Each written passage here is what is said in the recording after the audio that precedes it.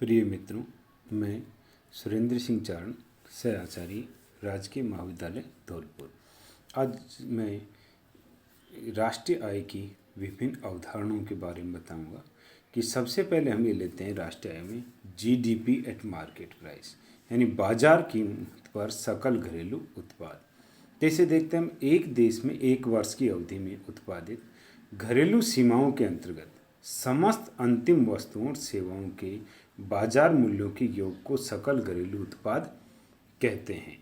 कि एक देश की, देखिए इसमें जो परिभाषित कर रखा है कि एक देश में एक वर्ष की अवधि में, तो एक निश्चित अवधि होनी चाहिए। जैसे हम देखते हैं कि 1 अप्रैल से 31 मार्च, तो निश्चित अवधि के अंदर उत्पादित घरेलू सीमा के अंतर्गत, यानी हम विदेशी इसको शामिल नहीं करेंगे।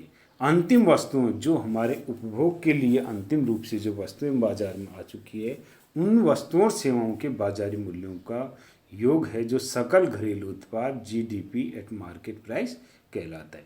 जीडीपी एट मार्केट प्राइस का जो फॉर्मूला हम ये ले सकते हैं कि GNP eight market price minus विदेशों से प्राप्त शुद्ध साधन आय, यानी विदेशों से जो हमारी इनकम मिली है उसको अगर हम इसमें से घटा दें तो जो हमारे पास बचेगा वो सकल घरेलू उत्पाद बचता है। अब दूसरा ये हमारे पास ये आता है कि बाजार कीमत पर सकल राष्ट्रीय उत्पाद।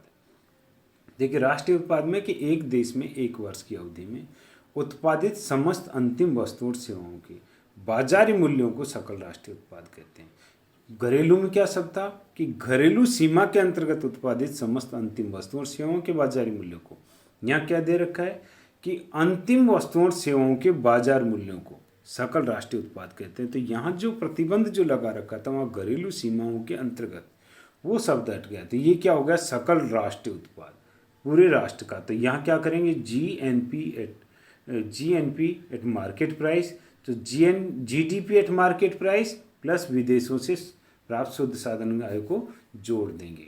तो यहाँ क्या किया था हमने, जीएनपी एट मार्केट प्राइस में विदेशों से प्राप्त शुद्ध साधन आय को घटा दिया तो जीडीपी बच गया।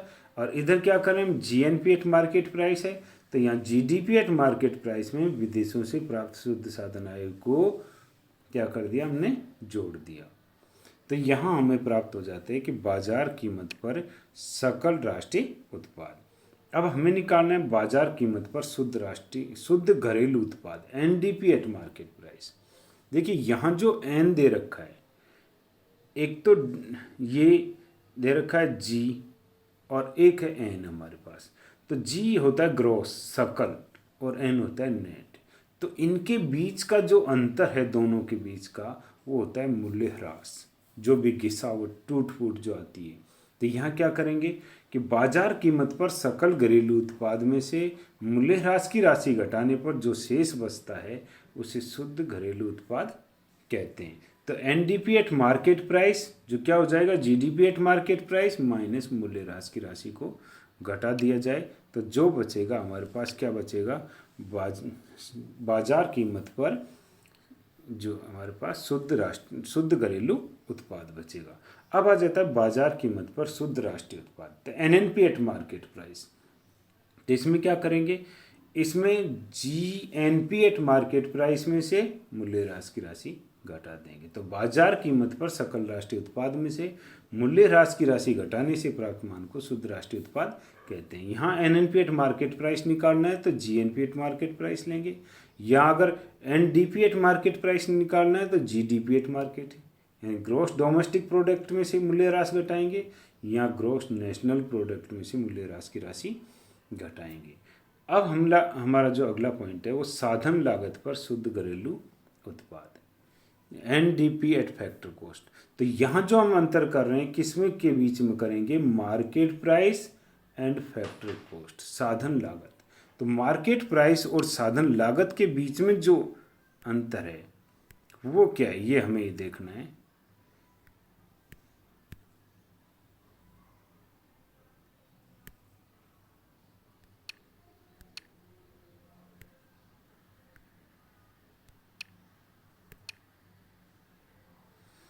मार्केट प्राइस और साधन लागत के बीच में अंतर निकालना है। तो हमारे पास जो ये आ रहा है इसके अंदर ये दिया है कि यहाँ साधन लागत पर शुद्ध राष्ट्रीय उत्पाद की NNP at factor cost, NNP at factor cost है कि बाजार कीमत पर शुद्ध राष्ट्रीय उत्पाद में से अप्रत्यक्ष कर घटाने तथा आर्थिक सहायता या अनुदान की सब्सिडी को जोड़ने से प्राप्त मान को साधन लागत पर शुद्ध राष्ट्रीय उत्पाद कह देते हैं। तो एनएनपीएट फैक्टर कॉस्ट, इसमें क्या हो जाएगा, एनएनपीएट मार्केट प्राइस माइनस अप्रत्यक्ष कर प्लस आर्थिक सहायता या अनुदान की राशि को जुड़ जाएगा। ये जो अप्रत्यक्ष कर और प्लस ये माइनस अप्रत्यक्ष कर प्लस अनुदान आर्थिक सहायता, तो इसको शुद्ध अप्रत्यक्ष कर भी कहते हैं। यानी हम ये कह सकते हैं कि एनएनपीएट फैक्टर कॉस्ट है जो बराबर होगा एनएनपीएट मार्केट प्राइस माइनस शुद्ध अप्रत्यक्ष कर की राशि को घटा दिया जाए। तो हमारे पास क्या बचेगा यहाँ पर, साधन लागत पर शुद्ध राष्ट्रीय उत्पाद, जिसको नेशनल इनकम यानी राष्ट्रीय आय भी कहा जाता है। अब हमारे पास ले रखा निजी आय।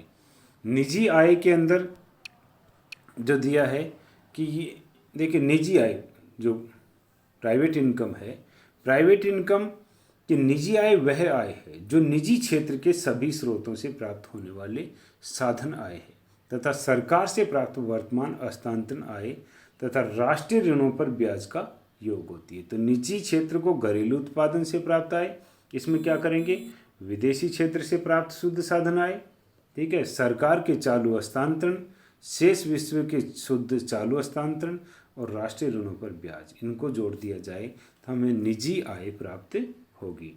अब हम लेते हैं व्यक्तिगत आय कि व्यक्तिगत आय कि राष्ट्रीय आय में से निगम कर, अवितरित व्यावसायिक लाभ माइनस सामाजिक सुरक्षा अनुदान को घटा दिया जाए तथा अंतरण भुगतान या हस्तांतरण भुगतान को जोड़ दिया जाए। दूसरा हम इसका सूत्र ले सकते हैं, निजी आय में से निगम कर घटा दिया जाए और उद्यमी की बचत घटा दी जाए, तो जो हमारे पास बचेगा वो क्या हो जाएगा, व्यक्तिगत आय।